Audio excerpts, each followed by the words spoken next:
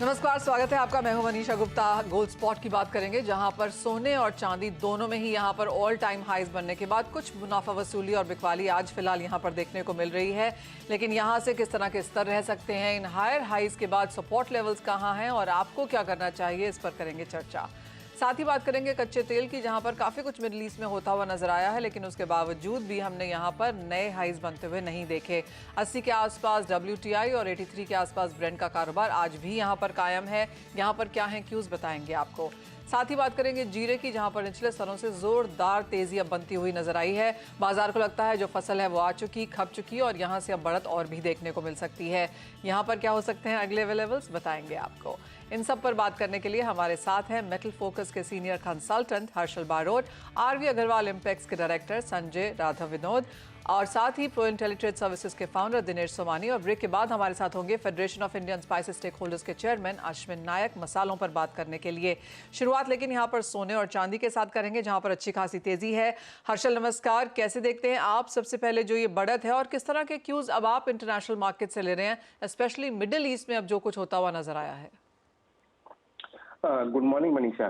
तो देखिए, middle east के जो क्यूज है सो फार, जैसे कि आपने कहा कि ऑयल प्राइसेस में कोई रिएक्शन देखने नहीं मिला है, तो पॉसिबिलिटी के जो रिसेंट रैली है वो ईरान में जो डेवलपमेंट है उसको रिलेटेड, आई थिंक वो पॉसिबिलिटी थोड़ी कम है। बट एक ब्रॉडर गोल्ड में जो तेजी लास्ट वीक से शुरू हुई थी वो US इन्फ्लेशन डेटा के बाद शुरू हुई थी। तो कहीं ना कहीं मार्केट में जब ये कन्विक्शन आ गया कि अब शायद रेट कट शुरू होंगे सितंबर में, तो वो पॉजिटिविटी हमें अक्रॉस काफी सारे एसेट्स में हमें देखने मिली। इक्विटी मार्केट रिकॉर्ड हाई पे चले गए। तो मोर और लेस फिलहाल ये एक रेट कट स्टोरी है बोथ गोल्ड एंड सिल्वर में। उसके अलावा जो ऑन गोइंग फैक्टर्स है गोल्ड में, जैसे कि जो स्पेकुलेशन है मार्केट में कि चाइना इतना हेवीली जो US ट्रेजरी सेल कर रहा है और उसके अगेंस्ट वो गोल्ड बाय कर रहा है अपने रिजर्व्स में, तो आई थिंक वो भी एक सपोर्ट मार्केट में हमें फिलहाल देखने मिल रहा है। तो शॉर्ट टर्म ट्रेंड दोनों में ही फिलहाल तेजी की है। करेक्शंस ऑफ कोर्स, क्योंकि वॉलेटाइल है मार्केट, तो करेक्शंस भी हमें देखने मिलेंगे, बट ओवरऑल ट्रेंड अभी भी पॉजिटिव ही लग रहा है। हर्षल, सोने से अगर यहाँ पर शुरुआत करें और $2450 पर आउंस के ऊपर के स्तर हमने यहाँ पर ऑल टाइम हाई के तरीके से बनाए हैं।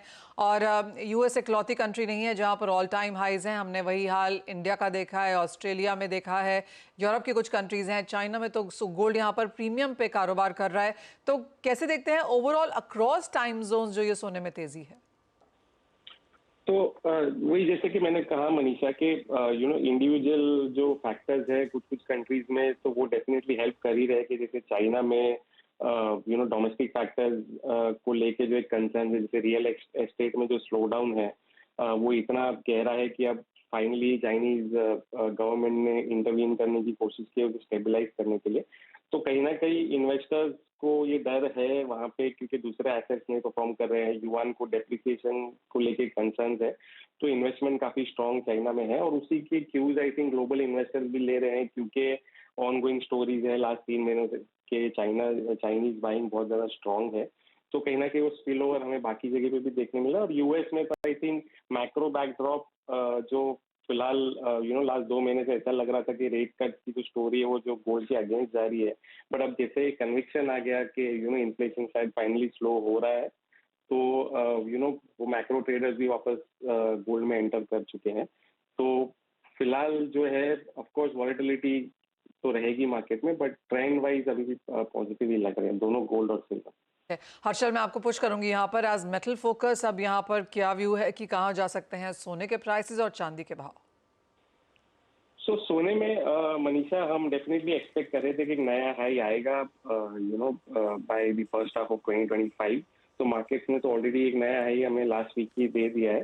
तो हमें अभी भी लगता है कि ट्रेंड अभी भी पॉजिटिव है। एक करेक्शन जरूर कभी ना कभी मार्केट में आ सकता है, जो वो $150 का हो या $200 का हो, बट वो ट्रेंड नहीं चेंज करेगा, क्योंकि जैसे रेट कट की स्टोरी स्ट्रांग होगी, जैसे हम रेट कट की तरफ बढ़ेंगे 2025 में, अगर रेट कट की एक्सपेक्टेशन और ज्यादा बढ़ेंगे तो आई थिंक वो एक स्ट्रक्चरल सपोर्ट है गोल्ड प्राइस में वो रहेगा। तो हम डेफिनेटली 2500 के ऑड लेवल्स भी अगर हम देखें तो कोई सरप्राइजिंग नहीं होगा। सिमिलरली फॉर सिल्वर, हालांकि उन्होंने सिल्वर ने जो है हमारे टारगेट ऑलरेडी क्रॉस कर लिए हैं बहुत ही शॉर्ट टाइम में।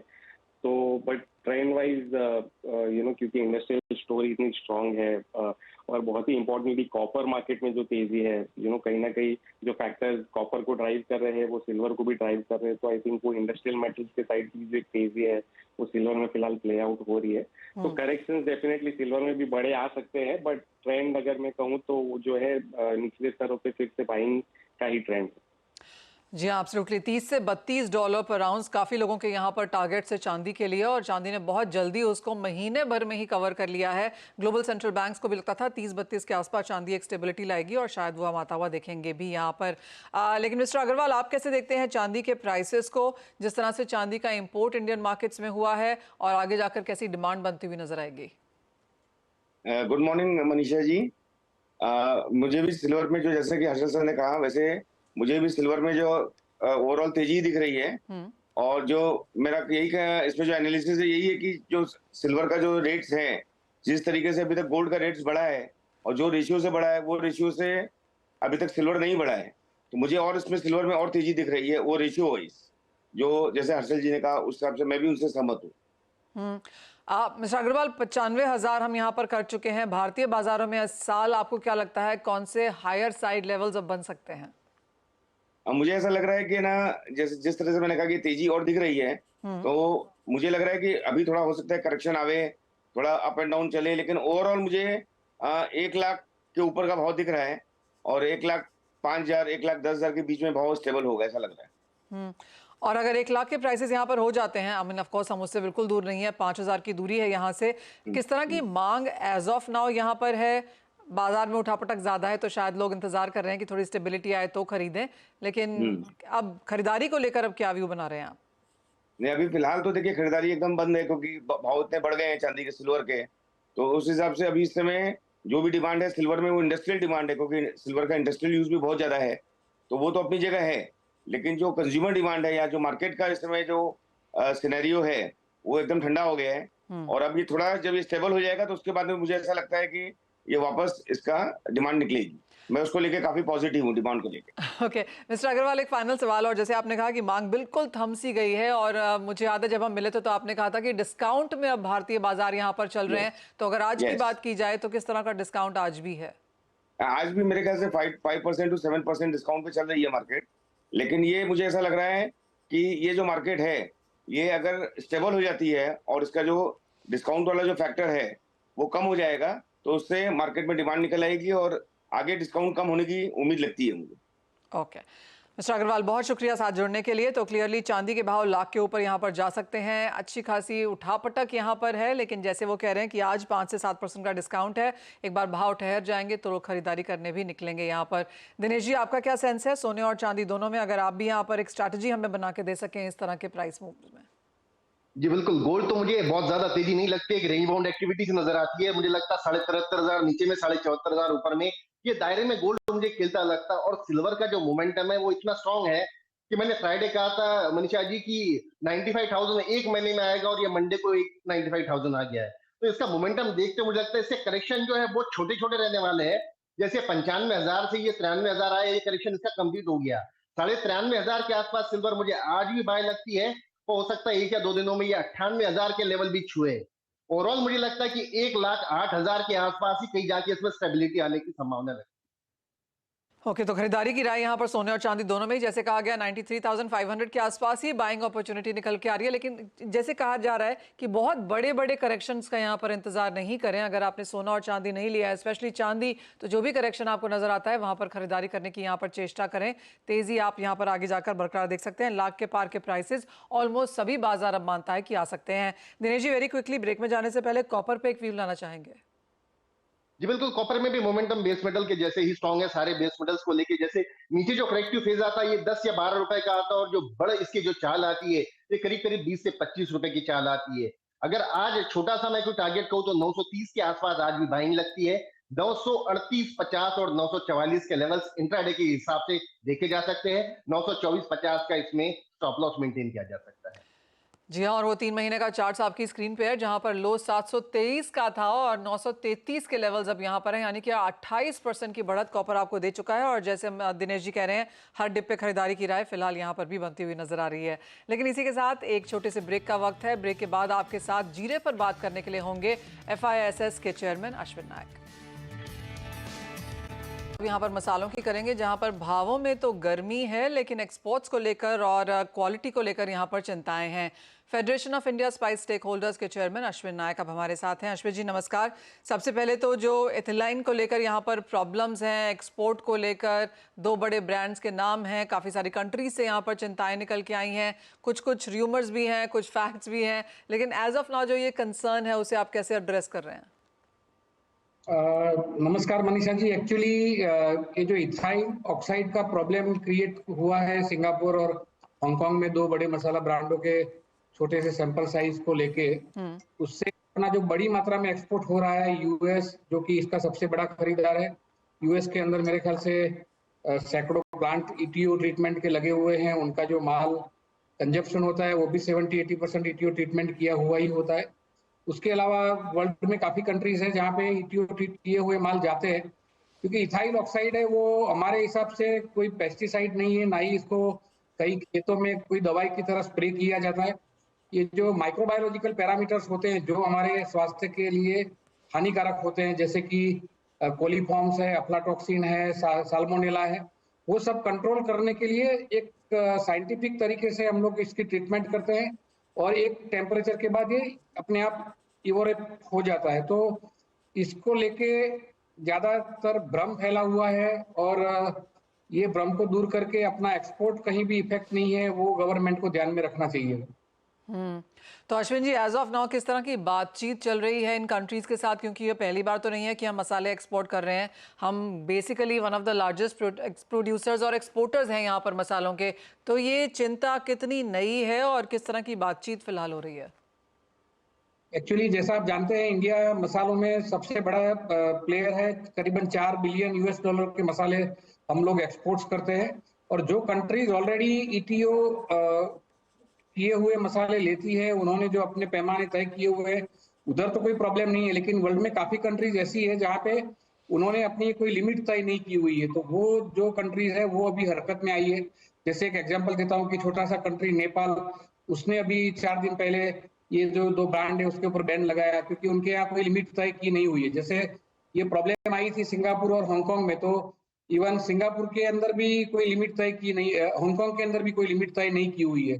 तो अपनी गवर्नमेंट या जो अपने डिपार्टमेंट है, मिनिस्ट्री ऑफ कॉमर्स है, FSSAI है, स्पाइस बोर्ड है, उन सबको ये सब कंट्रियों से बात करके एक लिमिट तय करनी पड़ेगी। और जो लिमिट में जो कंट्रीज में अलाउड है, उसी लिमिट से माल इधर से ट्रीट किया हुआ एक्सपोर्ट हो रहा है। वो सैंपल्स जब माल एक्सपोर्ट होता है वो टाइम पे टेस्ट करके स्मूथली इसको एक्सपोर्ट चालू रखा जा सकता है। तो ऑफ कोर्स ये कंसर्न्स कुछ समय से अब अश्विन जी यहाँ पर रही हैं, तो कितना एक्सपोर्ट, कितना बिजनेस अभी तक आप इम्पैक्ट होता हुआ देखते हैं? अभी तो हमारे हिसाब से ज्यादा इम्पैक्ट नहीं हुआ है, 2-5% हुआ है। लेकिन काफी भ्रम फैला हुआ है। FSSAI के जो अधिकारी है वो भी इसको भी मेरे ख्याल से समझ रहे हैं। जो स्पाइस बोर्ड है वो एक सिस्टम बनाने जा रहा है, तो ये हो सके उतना जल्द से जल्द करके अपना एक्सपोर्ट ज्यादा मात्रा में इफेक्ट नहीं है वो ध्यान में रखना पड़ेगा। एक व्यू आपसे अश्विन जी, जिस तरह का ट्रेड फिलहाल भारतीय बाजारों में हो रहा है उस पर भी लेना चाहते हैं, क्योंकि तेजी अच्छी खासी रही है मसालों में।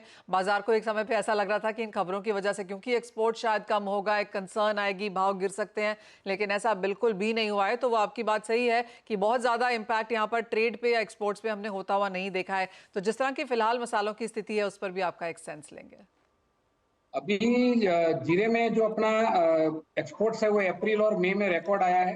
मार्च और अप्रैल में, पर्टिकुलरली अप्रैल के जो फिगर अभी हमको मिले थे वो शायद आज तक के हाईएस्ट फिगर है। मतलब जब से जीरे का एक्सपोर्ट का ट्रेड शुरू हुआ, हिस्ट्री में पहली बार इतना एक्सपोर्ट हुआ है, क्योंकि पाइपलाइन खाली थी।